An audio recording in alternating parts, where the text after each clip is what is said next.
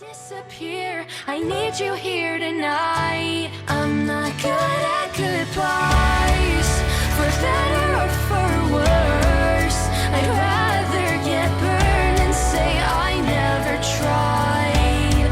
Keep feeding me lies half the time.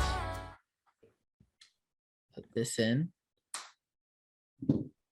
And we are good to go. Can you hear me okay? Okay, awesome. Blue snowball, perfect. All righty. Well, thank you for entertaining the idea. Thanks for having me. This is always fun for me to like make new friends like this. So I appreciate it. So I always talk with the bands and artists I bring on that like networking is kind of key. Yeah. And so as a young podcast, I mean, we've been around for, I don't know, a year or two now, but really kind of trying to take the more interview style thing a little more serious. But yeah, we've enjoyed meeting new bands and everything. So it's kind of funny how I found Glimmers. Yeah, I'm curious. So Alex Norrell, yes, guitarist. I am on the same team as his brother at work. Oh, no way. Yeah. That's crazy. Oh my God. Yeah, that's awesome. And I just started with the company, Pure Red, back in November. And, it's kind of the get to know the team kind of thing. And we were in a meeting. I don't know. We were just chatting and he's like, so like, what do you guys do for your free time? And I told him that like I run a kind of a publication podcast and, talk about music and whatnot. And Jared, Alex's brother, goes, hey, you should check out this band. It's called Glimmers. My brother's in it. Let me know what you think. And so once I did that, I was like, wow, you guys have some really, really cool stuff out there. And thank you. That's such a great coincidence. I love hearing how people like discover our music, and it's really funny. It's like one of two things. It's either randomly on like TikTok or a playlist or just something, kind of faded like that, or it's a mutual friend or family member that we never expect. So that's awesome. So Jared definitely kind of came in clutch there. And it's kind of a small world too, because I'm based here in Dallas. And as you know, So What Fest is happening and you guys are playing, and we can definitely talk about that a little bit later. But I'm a concert photographer in the area. And so I just shot Unsilent Night. And I noticed that your friends, in Crooked Teeth, you guys, did a song with them.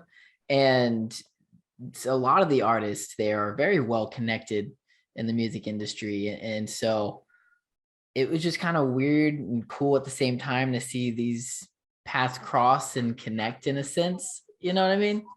Oh, that's so awesome. And yeah, like Tyson, there's so many people like Crooked Teeth and Magnolia Park and Arrows in Action. And so many of us like up and comers for lack of a better word in like the scene. It's really cool because I feel like we all know each other and we all support each other, and through that network you find other friends and other creatives like yourself. And yeah, I love it. And I always think of it like we talked about, like less of networking and more of just like building relationships, because that's what you want to do. Like we're going on this tour with Crooked Teeth and Unwell, and they're friends. Like we always want to, tour with friends and support each other and like continue building the family that way. So yeah. And you mentioned Magnolia Park, and it's kind of another small world where I actually just saw them with Mayday last week. Or the week before, which was awesome. I got to take photos of them and do all that fun stuff. And, Josh, their lead singer, actually it used to be in a band with a drummer of another band called Ivy Paint, based out of Florida. And we met Ivy Paint through Coffee and Sugar, like the first season that we did this thing, and or first or second or whatever. And so we've known them for like a year. And then I just did a follow-up interview with their drummer, and he's like, yeah, I I used to be in a band with Josh, and to see Magnolia Park be on this level now and touring with Mayday, and they just hopped on the Sum 41 and Simple Plan tour. Like, it's crazy. It's cool to see the new talent and everything that Magnolia Park is doing is just super cool. I love them so much. I feel like I talk in every interview about them because they are like such sweet people. I met them in person for the first time like a couple weeks ago too, when they were in Atlanta with Mayday. And they're so genuine. They're so sincere, and I just love everything that they stand for. Like I was a fan of their TikTok before they got signed and before they like started like really moving forward with everything. And so it's so nice to see them succeed. And I feel like more and more bands of their level and in this group are getting bigger opportunities. Yeah. And that excites me because it just means I feel like the scene is opening up to new talent a little bit more. No, it's like, I think it's whatever that magazine has, like the freshman class for like the up and coming hip hop artists and stuff like that. It's like, I feel like, and especially in the Dallas scene is a really large music scene. And, everything that Mike Zemer is doing with Third String Productions, I shot So What Fest 6 years ago now for the first time. And, it was a pretty large, but like what he's doing with this festival this year is just absolutely insane. But it's so cool to see bands like you guys.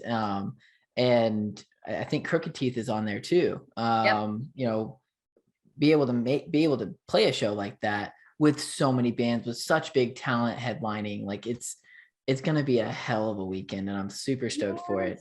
Oh, thank you. And I love him. Like I'm super inspired by everything he does because Mike is one of those people who gives younger talent, like the freshman class, like you said, a chance. And so getting that offer meant the world to us.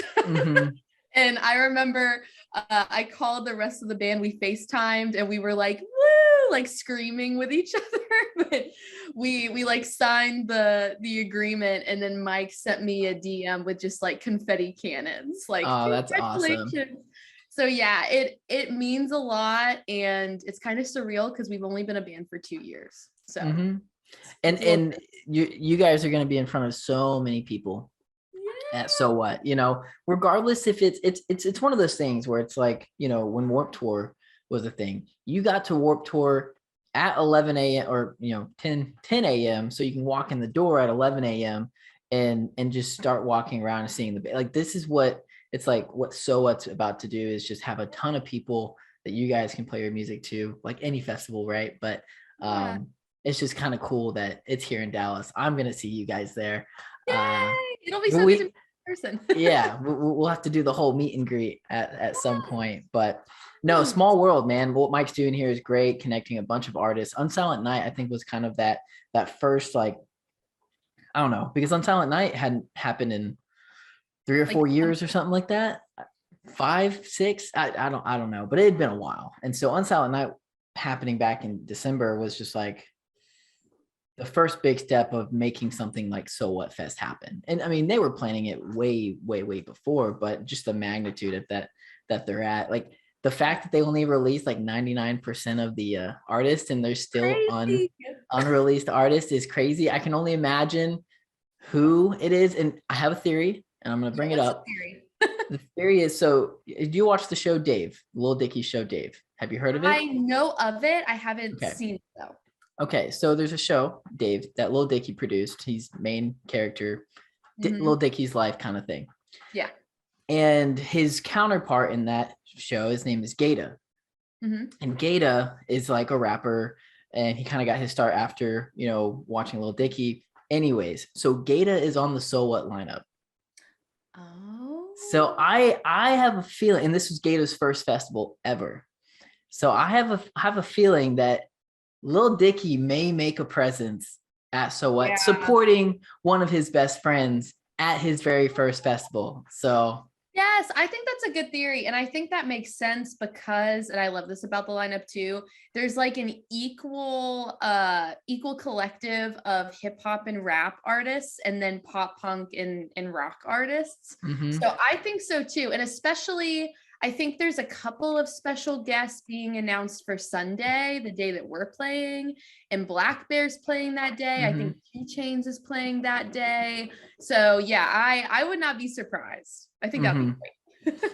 And I mean, Lil Dicky would be such a cool added Yeah. bonus to that lineup. And Yeah. I mean, we'll see. But I think the fact that they got Gata, I mean, that's my theory. But I don't know who else they would be announcing at this point. But So awesome. it's exciting. I'm excited to see what unfolds, I guess, from that. And obviously, I'll see you there. Yay! Can't wait. The goal is to shoot. I can only imagine the number of photographers that are applying to shoot, and I don't want to get my hopes up. I did shoot it 6 years ago with, the main crew that they had, and what Mike decides is what Mike decides, but I will be there regardless. Whether Fingers shooting crossed for you though. Yeah, shooting for a band or whoever, because I met a number of bands at Unsilent Night that are going to be over at So What. So we'll see what happens. But anyways, back to Glimmers. I want you to introduce obviously yourself and the rest of the band, what they do, and then we'll kind of jump into how you guys got started 2 years ago, and then I just want to have a conversation about whatever comes next. Yeah, that sounds great. So my name is Maggie. I am the front woman, and I also play keyboard and sometimes acoustic guitar for Glimmers. That's my dog barking, saying hello. We consider ourselves like pop rock, pop punk leaning. We love all different types of music. Mayday Parade's a big influence for us. The Rocket Summer, the Maine, State Champs, all of that stuff. Kind of blending like the 90s sound and then early 2000s, like all of that good nostalgia. Michelle Branch even is a big influence for us too. So we take from a lot of different genres, but I am the front woman. And then our 2 guitarists are Alex Norell and Alex Downtain. So 2 Alexes. Makes it confusing. So we call them by their last names. That's fair. And then Jeremy is our drummer, and he has the best mustache ever. So if you look up his Instagram, coolest mustache. Oh, I saw it. Oh yeah, it is legendary. There was at one point a fan account for his mustache. So that he didn't create, or that I created, but I didn't tell him. So it was a whole mystery for some period of time where he was like, "Who made it?" That's funny. Yeah, but he's wonderful. And then Ari is our ray of sunshine who plays bass. So we are all best friends. We consider ourselves friends first. And I think that's why we have been so successful in terms of like working together and communicating and collaborating as a group and all of that good stuff. So I love them. They're great. I was doing a little bit of just, scrolling on my end today. And I saw that you were the groom's lady. Is it groomsmaid? Was that what you called it? I called it a groomsmaid. Groomsmaid at was it Ari's wedding? Yep. Yeah. I was like, that's cool. It was so sweet. I remember when he told us, it was at band practice, that he was gonna propose to his Courtney. And so he asked the entire band and then our friend Matt to be the groom's party, and I was so excited. I was like, oh my god, I have a special title. This is great. Yeah, and that's those kind of unconventional things are always fun. Yeah. So yeah, we are besties. I met them all at different times as well, like different projects. And then Downtain, our lead guitarist, he has a home studio very close to me, like 5 or 10 minutes away. Okay. And so I, like 3 or 4 years ago now, started demoing solo music because I was doing solo stuff at the time, and I was opening for pop punk acts and different bands, but just with an acoustic guitar, which I liked, but I always wanted that full band feel and the camaraderie that comes with that and all of that. So the stars aligned, and our first show was a Paramore cover show. Perfect. It was an entire like night of pop punk. So there was one band that did Green Day, one band that did Blink, and then we were the Paramore band. And so we all kind of joined forces randomly. And then we had so much fun. We were like, okay, let's just keep doing this. Yeah. And so 2 years ago, you guys kind of made that decision to become a band. And how long have you said you kind of met them all at different points in life? Do you like grade school or was it just kind of? Yeah, like really throughout like my younger teenage years, because I did online high school. And it was because of like in my early years, I had some health issues where I was like catching every cold in school and also bullied. Not fun. So my mom was like, fuck this. We're going to do what makes you happy. And it gave me time to play music and be in musical theater and like spend time with my friends and really like delve into the stuff that I love to do. And so through that, like when I was 15 or 16, I started playing shows at the venues here and met really all of my guys through the different bands that they were in. And then when I decided, okay, I don't want to play acoustic anymore, maybe I'll try auditioning a backing band. Then I started thinking of the great musicians that I knew that could maybe want to join me. And Jeremy was the first person. So Jeremy's been like the constant for about 4 years now. And so then everyone else started to fall into place. And yeah, 2 years ago, it was like a week after the pandemic started, we FaceTimed and we were like, you know what? We got some time. Let's rebrand. Let's go from Maggie Schneider to Glimmers real quick. How did you come up with the name Glimmers? So it came to me like in the middle of the night. I was about to go to bed, and this is when a lot of my ideas happen for whatever reason. And like a lot of lyrics come to me like in the middle of the night too. But I was thinking I wanted the name of the band to be associated with something positive. Because we are very like positive, glass half full people. And so I wanted the name to evoke that. And so all of a sudden I was like thinking of words and like having to do with light and stuff. And then the name Glimmers kind of popped into my head, and I went into Spotify and I looked it up. Like, please let this not be taken. And there's the Glimmers, but I figured, okay, whatever. If we're lowercase and without a the, we'll be fine. It's not a big deal. And so we sat with it for a week, and then we all just kind of grew to love it more and more. And it's one word, which worked out great. So yeah, we decided to keep it. That's cool. I feel like a lot of things, inspirations, things that come to mind, it's like right when you're like laying in bed and you're staring at, the dark ceiling.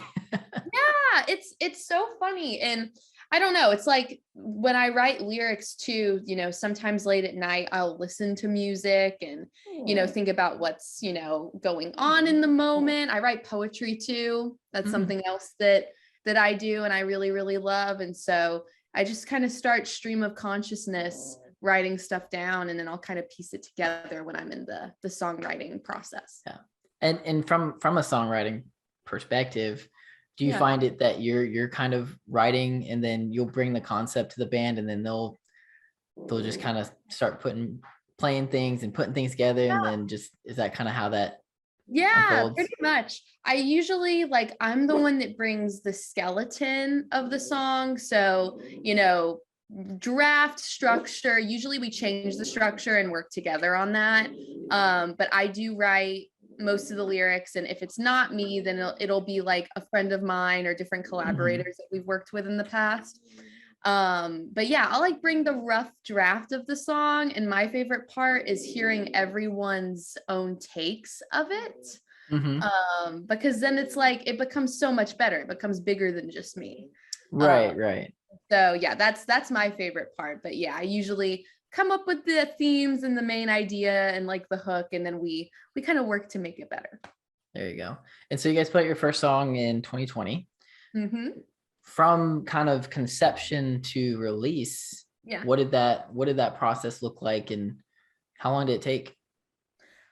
Man, okay. So luckily we had all of the music recorded in, I mean, at the end of 2019. So the plan, even before we rebranded, was for me to release these as a solo act, but we had been collaborating on all of the tracks already. So since they were playing with me under Maggie Schneider, they were still all of our songs. It wasn't just me, but so it made sense to release them all under this new name. So we had the music ready. We recorded from December 2018 to probably May 2019. And then it was fully finished in like December 2019. Like all of the songs, our latest 2 EPs. And so we had the music. And so when COVID happened, when we thought, okay, we're going to rebrand, the first things we did, we got a logo and we did all of the cover art.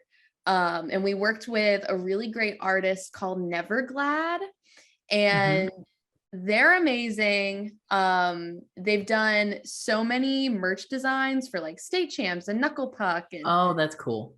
yeah, and I think you'd really like their stuff. Like it's like more simple illustrations, but they're super emotional, and we just really, really loved that style for the songs.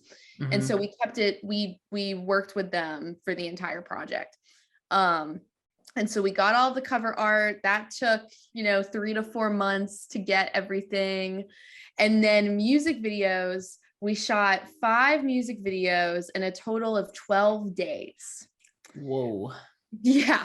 And they were different days because, again, like pandemic, we were all working. We were all like testing every other week, like really trying to make sure we were all good. And so, yeah, we would pick days to make sure that we could film, but we filmed 5 music videos. Wow.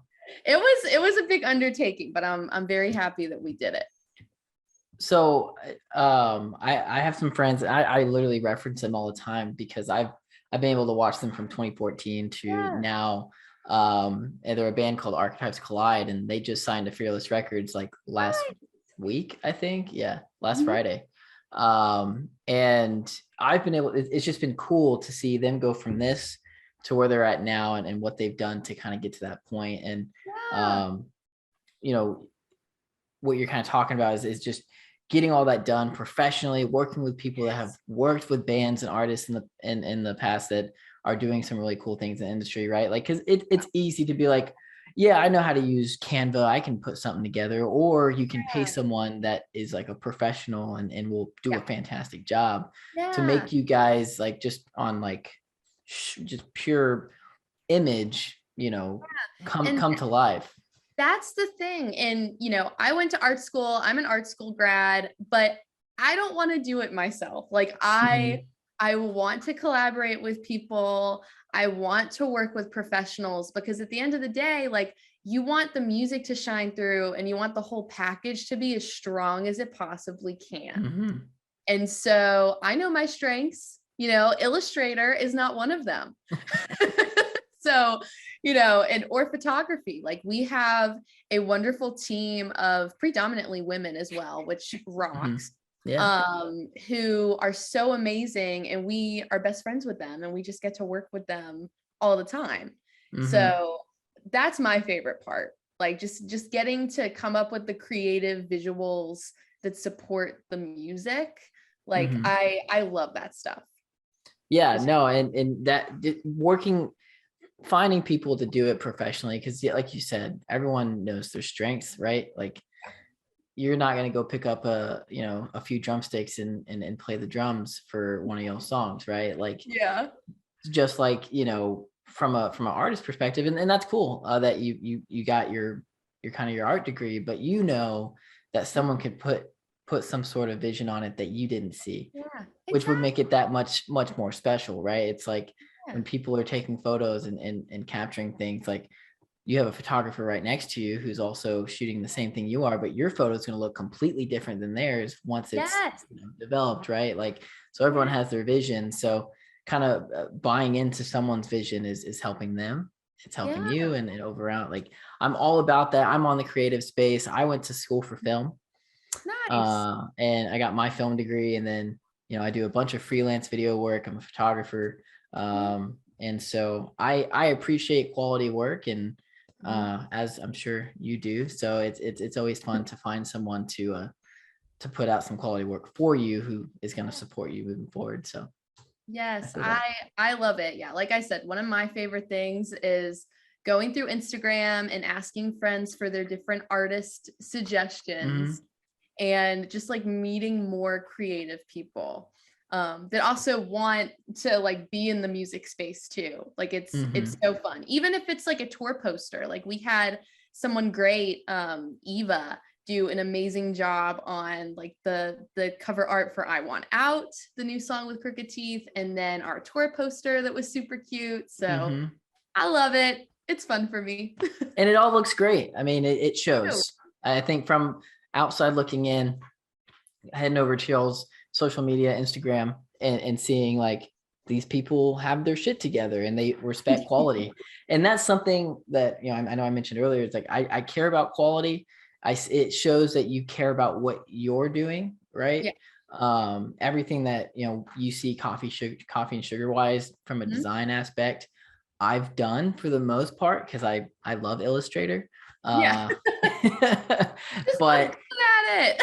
yeah, I feel you. It took me a while to get to where I'm at, but Yeah. but there are people out there that I'm like, hey, we can't do that a great job on that.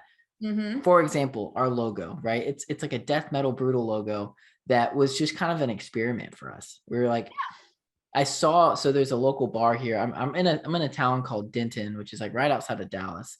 And Oh there's a yeah. local bar here that created a death metal logo of Mhm. their bar, and they're selling it as a shirt. And I was like, that's cool. I'd love to do that with coffee and sugar and just see what happens. And it, like, long story short, it grabbed so many people's attention. We had the biggest like merch sale drop Ah, that we've ever had. And it's like, I talked on this last episode, I met with a band, a singer of a band yesterday called Tioga. I don't know if you've ever heard of them, but they're kind of like an indie pop band that doing some cool stuff.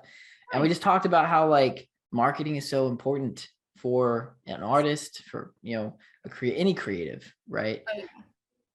And if I it doesn't come across professional, then you yeah. know it's Oh like yeah. being on TikTok, and if it doesn't catch your eye within a few seconds, you're gonna scroll up. We had a whole conversation last night about that. Yeah. Oh, absolutely. I mean, TikTok has helped this band so much.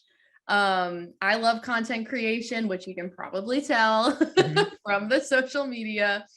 Um, but yeah, I always think when I'm coming up with a piece of content, okay, like how can I like promote the band, but do it in a way that it's not off-putting, you know what I mean? Like it's not like check out my band, check out my band, check out my band, Yeah.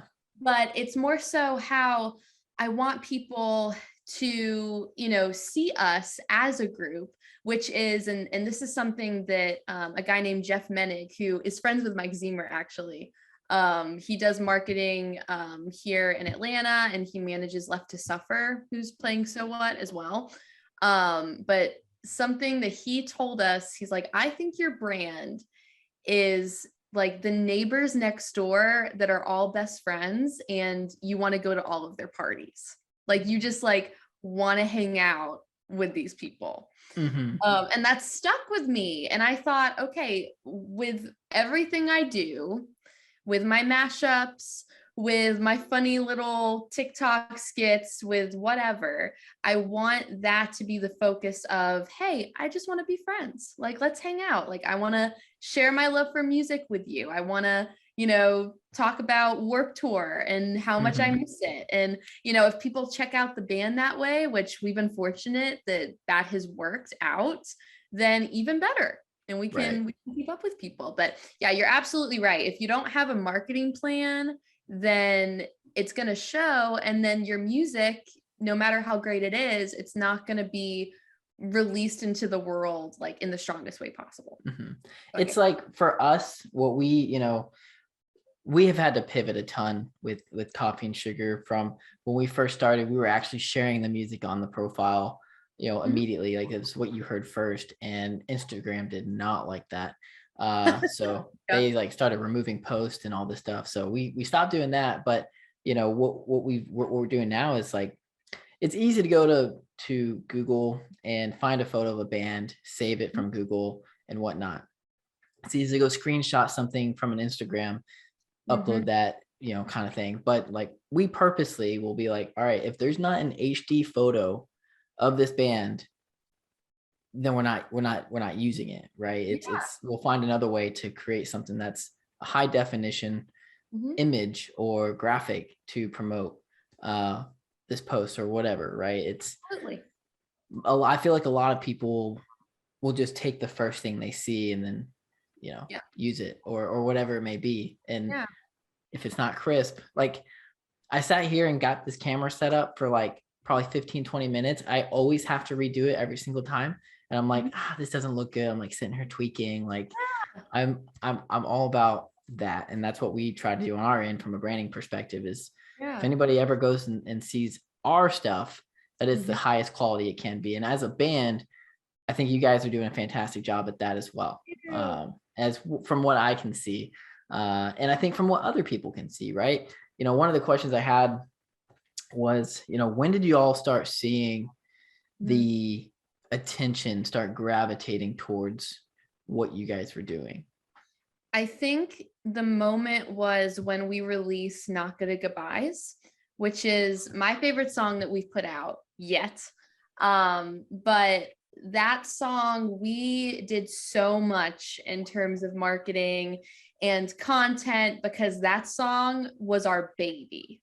Like, when I played it for the guys, like, they immediately felt the connection to it that I did. And so everything from production for it, to the music video, to working with Big Picture Media for a PR campaign, to coming up with short form content for TikTok, to making an acoustic version. Like, we did everything for that song.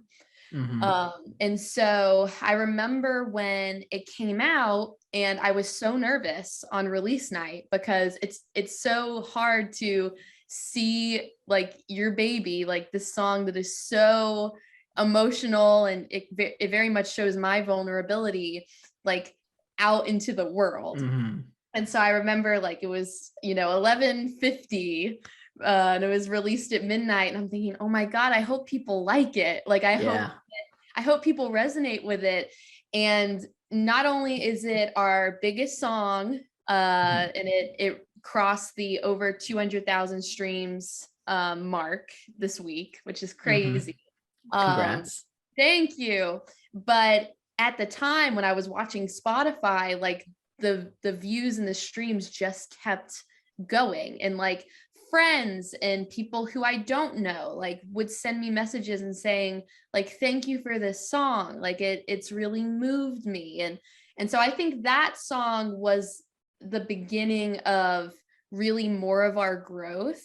And it gave us, all of us, really, like, even more of a drive to continue going down that route, and for all of our songs in the future, like, really pouring all that love into it, like we did. Yeah, that's awesome. And I have y'all's Spotify pulled up in front of me, and I obviously can see that you guys are at 209,000 on that song, and it's a fantastic song. It makes sense why it would be number one on y'all's list at this very moment. And don't get me wrong, I went through a deep dive this week of listening to Glimmers and getting kind of prepped for this interview. And I try to go into listening to an artist very just no expectations, just listen to it for what it's worth. And of all the songs y'all have put out, the one that I posted about today, For Me It's You, I think was the one that I was like, I really like this song. Thank you. You know, that song is the oldest one. Is That it? that song was written, oh my God, 7 years ago. Wow. Yeah. And it's had many renditions.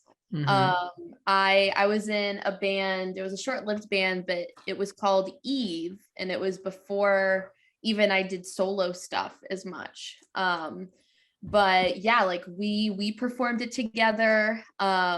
I made different demos of it. One was an acoustic demo, one was like more of a slow, like indie rock type of vibe. And so this is the third version technically Mm. of this song. And I remember going in with Alex, and he's like, okay, we need to speed it up. It's a happy song, Mags. Mm-hmm. We need to Yeah. speed it up. And we kept Jack on it. Jack has always been the guy who sings on it for the past Mm-hmm. 7 years. And so we kept that because I considered it like he and I song. Like it just fit for Mm-hmm. him to do that.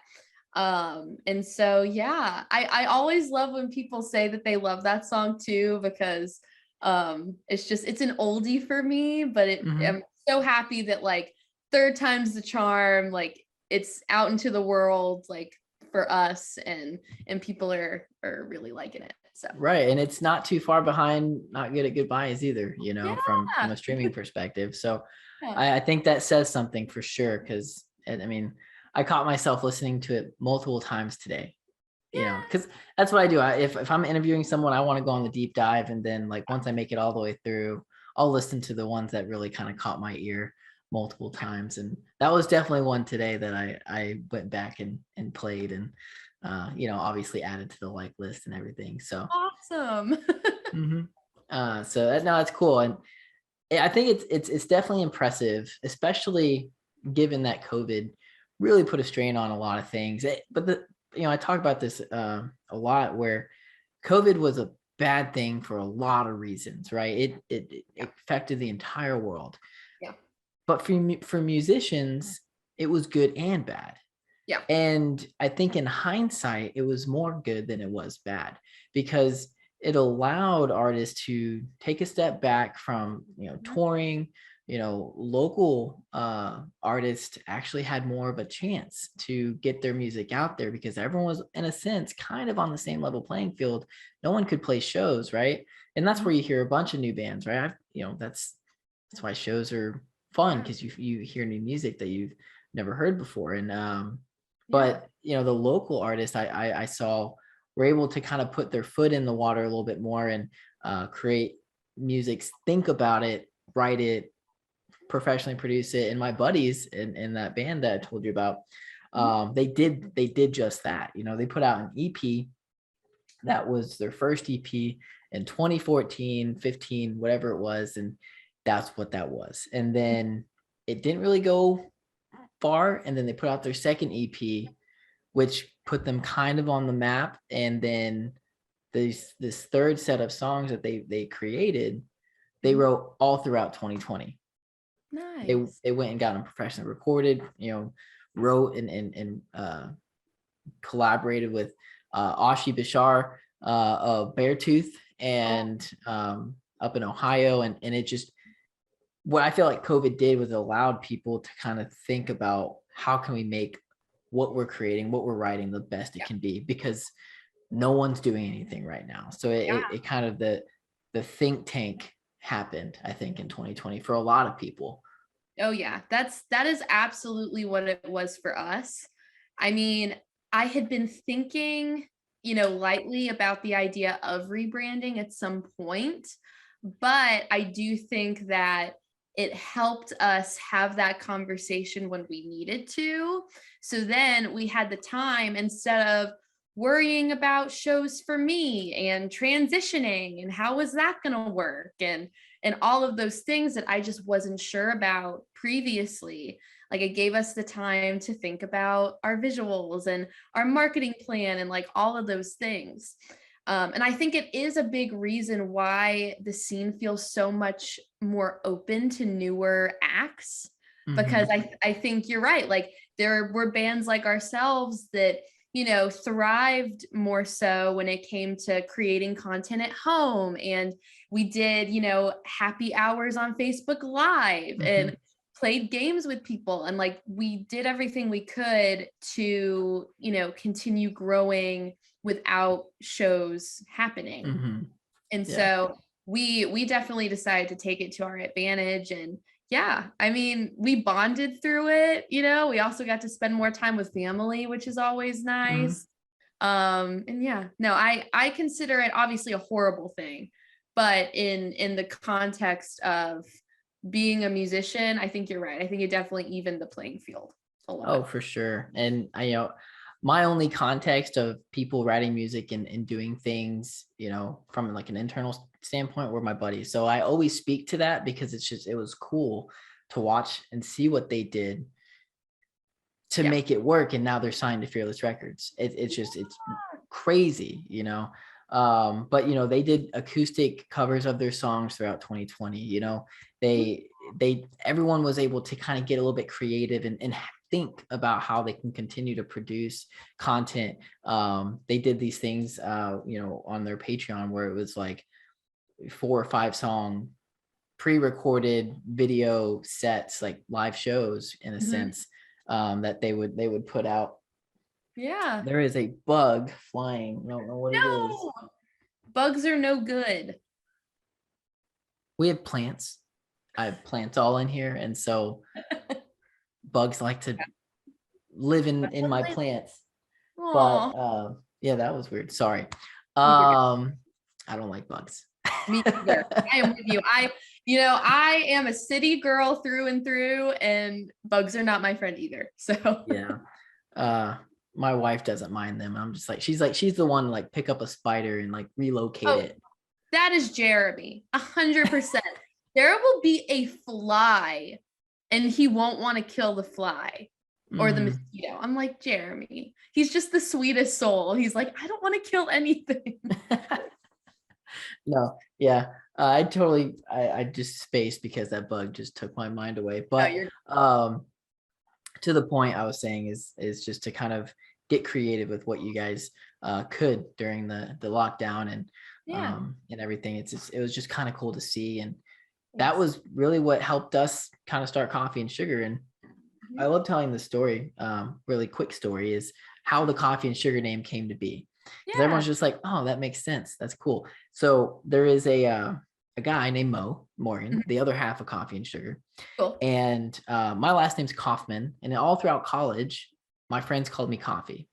But I didn't like coffee. It was an easy nickname for people to remember. You don't like coffee? We'll get to that. We will get to that.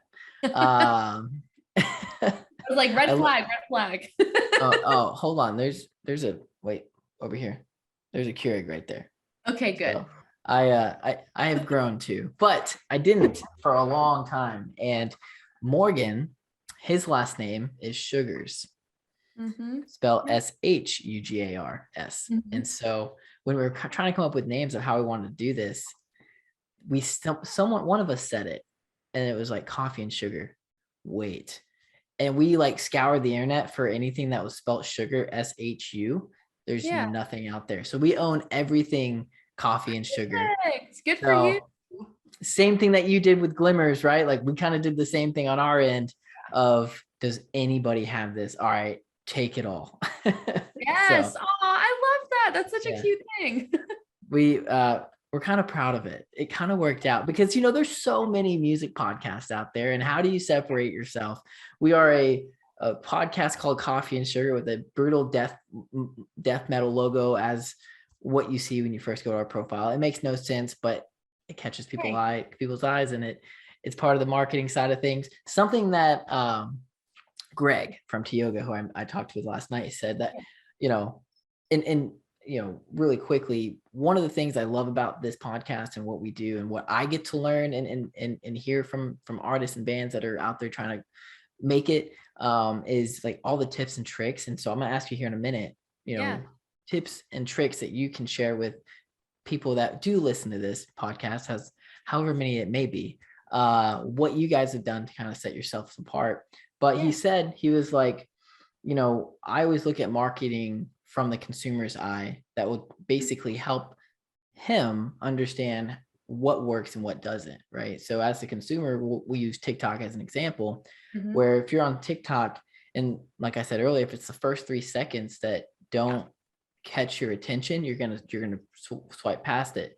But Absolutely. if it's something that does catch your attention, you ask yourself why, and then how can you take that kind of idea and then implement it into whatever you guys are kind of putting out, which I'm like, that's kind of genius. Like that's like kind of like a marketing thing that you don't, I feel like here it's like looking at it through the lens of the consumer, which Absolutely. I didn't get my degree in marketing. Maybe it's something they talk about, but I don't know. So a little Yeah. bit of knowledge I can pass on to you, I love and that. how you guys kind of go about your content creation is, Mhm. if you feel like you can just scroll past it, then, you know, maybe you shouldn't do Yeah. it, you know? Yeah, I think that's so true. And I think to that point, a piece of advice I would give that we try and do with everything is we always try to show our personalities through everything, because when you're a musician, you're not just a musician. And I posted something similar to this on Twitter the other day.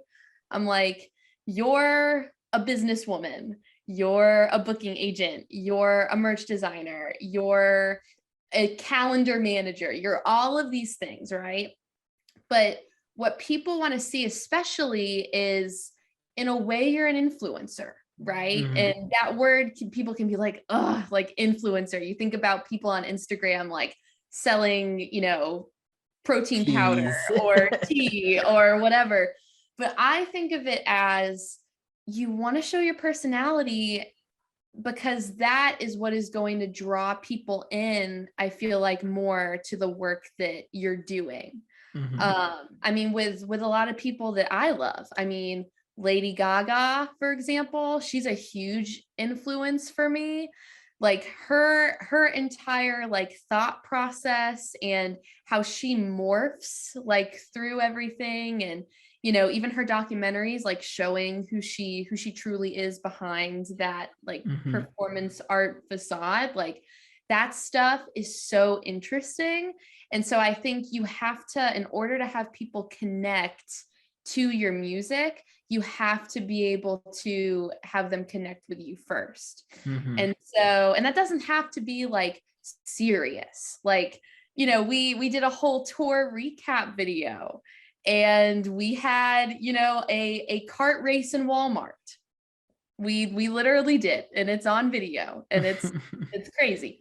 But it can be everything from that to, you know, like sharing the other things in your life that you're passionate about. And so kind of in a general sense, that's something that we like to take into account of, okay, like let's make sure it's genuine, because like music, if it comes off as disingenuous, then no one's gonna care. Right. It's not gonna work. No, I totally get that. And, you know, as a band, that's super important. You know, I feel like just as a brand in general, that's super important, because like what we could do on our end is try to be super professional about what we say and everything. But like, we really do try to show our personalities in the posts and the music that we share, right? Because we enjoy it for a reason, you know, and Right. if we try to make it sound too corporate, then no one's really going to connect with it, as, you know, as Absolutely. with anything, you know? Oh yeah, no, I'm with you. I want to have a story. And so whenever I like fall in love with bands or, you know, artists, like whether it's music or something else, I want a story. And so with us, I always want to have a through line of these are the people that we are, and like these are the things that we're passionate about and we believe in. So Right. So you mentioned Paramore and how you guys did the kind of cover band for Paramore. And as I was going through, I was like, oh, what a coincidence. There's a Paramore cover here. Yes. I was like, oh, that's pretty sweet.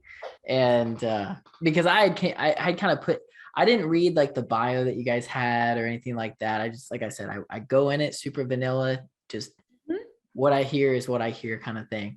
Yeah. And I kind of make my assumptions afterwards. And so you saw in the post that I made today that, you know, if are you familiar with Rachel Taylor? Yes. Okay. Absolutely. So big fan of Rachel Taylor, big fan of Mhm. He Is We.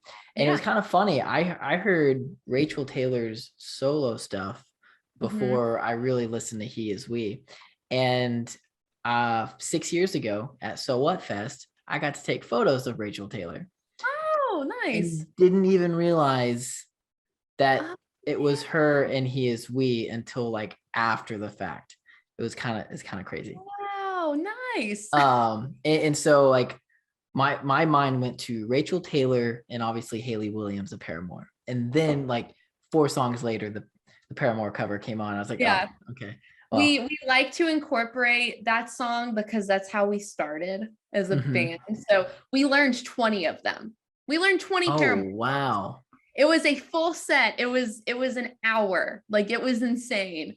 And so yeah, Still Into You is a favorite of ours. So when we did our live stream concert, we put that in as a Mhm. little like special cover song thing. Yeah. No, I that's 20 songs y'all played Yeah. at that show. Oh yeah, we did it all. We did Decode, we did Brick by Boring Brick, we did Pressure, we did like Wow. every era. How was your throat after that? Rough. I Here's can the thing. imagine. I have learned now to quite literally like I have a vocal nebulizer, like I have a vocal coach as well Mhm. because having I'm getting my dog back. Can you get my charger for me? Where is it? It's by the chair. Thank you. That's my mother. She's lovely. Oh, hi mom. Yes. Very supportive. But yeah, like I have learned the importance of taking care of my voice. And Mhm. I've found those techniques, and I'm sure she does very similar things to where I'm singing the songs with that emotion, but I'm not hurting myself because Mhm. she like all of her songs, like it takes a lot out of you. Oh, for So sure, for sure. I was just thinking like 20 Paramore songs is it can only I can only imagine how yeah. that how what kind of strain that put on your vocal cords. Absolutely. Yeah. It was a time, but it was fun and it was in New Orleans. So we had a little getaway to New Orleans at the There you same go. time. When I was at Unsilent Night and I was walking between stages, Mhm. um, there's an artist, his name's Jake Hill. He Mhm. has a song with Magnolia Park, and I've been listening to Jake Yeah. Hill for a while. And I recently found Magnolia Park, but maybe back like last November Mhm. is Nice. when I first heard them. Yeah. And Buddy sent it in a group chat and it's like, yo, check out this new band I found. Mhm. And then I just like this is great. But they have a song Yeah. with Jake Hill, Mhm. and Jake was getting ready to go on and perform because he's out on Saturday night too. And he Mhm. literally had like a tube of honey that he was just like putting down like his Oh throat. yeah. Oh yeah. For me, it's coconut oil. Oh. And it's gross. And I am not a tea person. Okay. Mm. Not a tea girl. I'm a coffee girl. But coffee, unfortunately, does not do anything good. Hmm. So yeah, before shows, I call it my vocal vape. I vape because it looks like a scary vape to my guys. All of my guys have vapes, and so I joke with them. They're Let like, me get my you know, vape. yeah, I'm like, you need to get my vape, guys. So I do that, and then I'll usually like drink tea. I have like cough drops too that help before I go on too. So it's a process, but it's worth it. I feel like being the front man or front woman, front lady of a band is just there's just so much pressure, you know. Yeah, and I mean, look, it's always been what I've wanted to do. Like Hmm. ever since, like I have notes in my phone from 2011 when I was 12 years old, and there's a list that said labels that I want to be on, and it was like hopeless, fearless, pure noise. Like this has always been like what Hmm. I've wanted to do, but absolutely, it is not easy. Um, Mm-mm. Especially because as a singer, you're using your body. Right. Like you need to be as healthy as you can to put on the best show that you can. And it can be hard for a lot of people to understand that. My band is so supportive, and obviously we're always like health first, and like they're always checking in, like, how does your voice feel? Like, how does everyone Hmm. feel? Good, whatever. But it's hard for other people who play different instruments to understand like how much technique and like strength it takes to sing night to night. So over here you see my acoustic guitar. I've been playing acoustic guitar for since 2009. I'm not sure how old you are, but I'm 28, and so I've never really taken it super seriously or considered myself a recording artist. But I loved playing the guitar. I sang in the church band and played guitar when I was in high school. So like I always enjoyed picking up an acoustic guitar and singing, regardless if I was good at it or not. But to your point of like, there's so much technique to not just be able to put out a lot, but like make it sound good. I'll sit there and like, I'll record myself doing something. I'm like, gosh, that sounds awful. Oh yeah, it takes a lot, and it takes a lot of self-awareness. I learned a lot about my voice this year, especially because I started going to a vocal coach and a vocal doctor, even more specifically. Oh wow. To help me like when I have show after show every night of how to conserve myself, but also feel confident. Singing's a lot about confidence, but he taught me like there are 9 million ways to sing every vowel, like so many ways. And so when you get that self-awareness going of, okay, it's a hard note, so I need to make my mouth bigger, and then I need to widen it and show my teeth if I want a brighter sound. Like there's so many things that you can do, but it's fun. No, and it all sounds fantastic. It's one of those things, and not to dog on anybody, but you when you hear a good song, it's a good song. When you hear not so great of a song, there's something that could be better about it. Maybe the pitch or the tone or whatever it may be. Just I am a vocal person. That's what I look for in artists. So I learned recently that there's, lyrical people and there's music people. Yeah. I am a music person. I couldn't write lyrics to save my life, and I don't necessarily listen to lyrics when I listen to music. So when I'm listening to music, I think that's why I really like Magnolia Park, because they're just interesting. They got a very interesting sound to them, and I know they're singing about some good things, right? It's not like negative by any means, but I'm hearing that music first, and that's what's getting me in tune with what they're doing. And I think very similar to what y'all are doing, right? It's a very that's why I said like Rachel Taylor, because Rachel Taylor has kind of that soft voice, but you have the Hayley Williams-esque of like being able to hit those higher notes and kind of put some oomph behind it, you know what I mean? And I listen for those things, not so much the lyrics. And I don't know if that's a good or a bad thing, but I'm definitely an ear person. If it sounds good to me, regardless of what genre it is. Like it's so funny how, I don't listen to country all the time. It's not something that like I'll be like, oh, I'm gonna throw on my country playlist because I don't have one. But if I hear a country song and it sounds good, you'll catch me listening to it over and over and over, thinking that I just love country. But I'm like, no, I just really like this song because it sounds good to me. And my wife gives me crap all the time because she's like, why do you keep listening to that song? You don't like country. And I'm like, I like this one. Oh, that's me and Dan. Yeah, that's me and Dan and Shay. Absolutely. Because I'm not a huge country person either, but their songwriting is so like emotional and beautiful, and they were pop punk kids. I can't remember what bands they were in, but they were both involved in like scene projects. I can't remember what. I'll have to look it up, but they just have I can't remember, but they're in that world too, and so I can kind of hear that. And that's really close to my heart. But like the thing is like lyrics, I listen to lyrics, but the delivery is what makes it a powerful lyric. You know what I mean? Because if someone sings an emotional line, but it doesn't feel earned or it doesn't feel genuine, then it's not going to resonate as much. And that's how I feel about like A Day to Remember.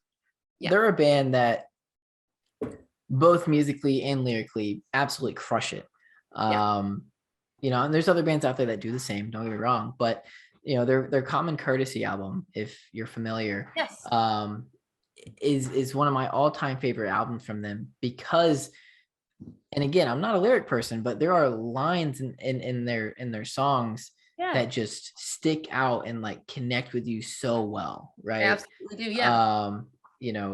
Sometimes you're the hammer, sometimes you're the nail, has a fantastic when they kind of go soft on it, a couple of lines that are just like, dude, that's deep. That's so deep, and there's a few others that are the same. And so those are like, that's a band that I actually do listen to the lyrics a lot more because I've just always resonated with them since I was, a young gun in high school, listening to my first screamo band, I love that. Awesome. So I know, I guess everyone connects with music in different ways. And I respect that, because how someone listens to this song is completely different to how, this person does. And that's what's powerful about it. Right. I was curious, and this was something that I heard in another interview, is the kind of work-life balance of working a job as well as being in a band and just taking care of all the things you need to in life and still being able to support yourself in the band. If you don't mind me asking, how do you guys kind of juggle that? Yeah. So, we all have day jobs, obviously. Maybe one day we'll be doing music full time. But I do consider music my other full-time job. But I am a writer. So I'm a staff writer for a publication. And luckily I work from home, which was something I really, really wanted.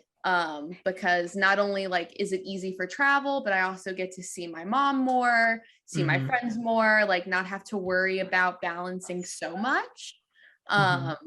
But yeah, I mean, we all have our day jobs, but we always try, like, music and our friendships are always the priority. And so we're like, okay, you know what?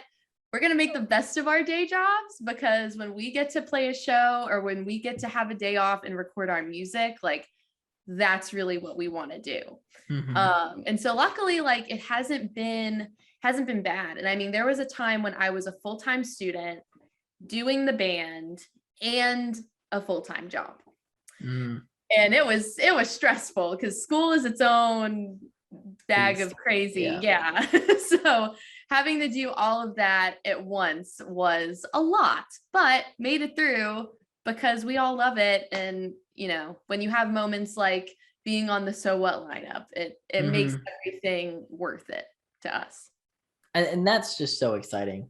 I know we've kind of briefly talked about it, but y'all landing on that lineup is going to be I feel like such a big thing for y'all. For all the bands that are on that lineup, because let's be real, majority of the people are going to be going to see all of the, the main headliners, right?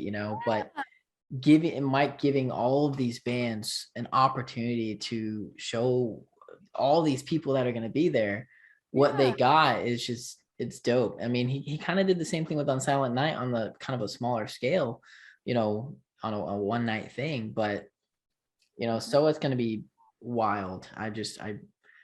I can't wait to see them pull it off. And if they do, I mean, they're going to, no matter what. I mean, Mike's been doing this for quite some time.